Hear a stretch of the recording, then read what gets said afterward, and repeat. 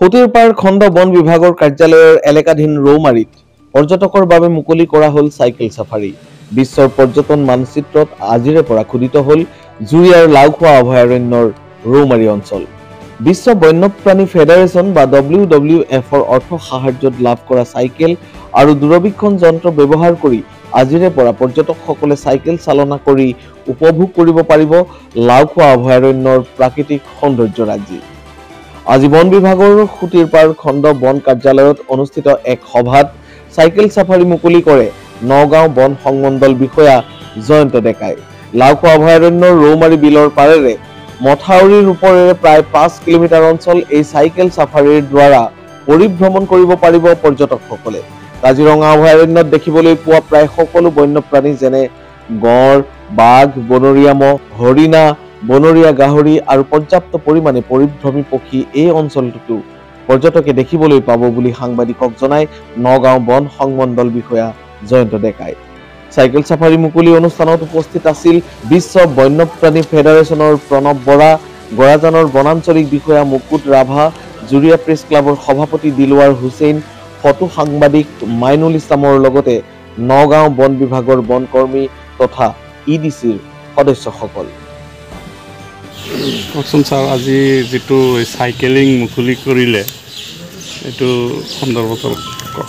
আজি আমি Laokhowa wild life চেংচুৰীত নগাঁও ৱাইল্ড লাইফ ডিভিজনৰ সৌজন্যত আৰু WWF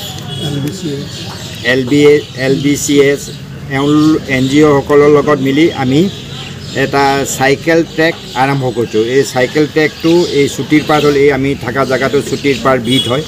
এইটোৰ পৰা আৰম্ভ হৈ মথাউৰি দি 5 কিলোমিটাৰ যাব, আকৌ ঘূৰি আহিব। চাইকেলকেইখন আমাক WWFে দিছে, লগতে বাইনকুলাৰ আছে।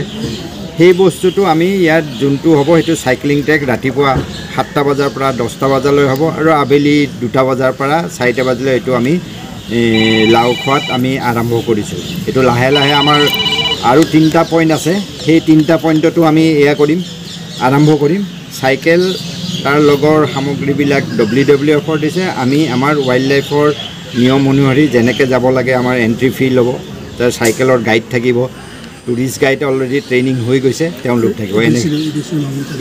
মেইনলি এইটো EDCক প্ৰমোট কৰিবৰ কাৰণে আমি কৰিছোঁ, যাতে এইখিনি হয় আৰু ৰাইজৰ লগত আমাৰ লাওখোৱাৰ সম্বন্ধটো যোনটো আছে, বাৰ্ড চাব পাৰে বন বিভাগৰ, সেইটো যাতে অলপ উন্নত হয়, এইটোৰ কাৰণে কৰা হৈছে। যিহেতু টুৰিষ্ট আহিব ছাৰ, আহি পেলাই আপোনাৰ ইয়াত ধৰক ৱাইল্ড বাৰ্ড, ৱাইল্ড এনিমেল এইবিলাক চাব পাৰিব।